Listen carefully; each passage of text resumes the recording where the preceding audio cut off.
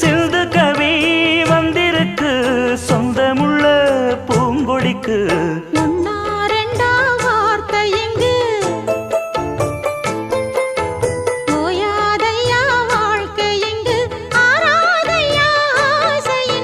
பாட்டுக்குள்ளே பாட்டிருக்கு படிச்சுக்கத்தா மனசிருக்கு. இந்த வயசு இப்ப புதுசு அடிவாடே பூங்கொடி. இந்த மாமல் படிக்கும் பாடல் இனிக்கும் சேர்ந்து பாடடி.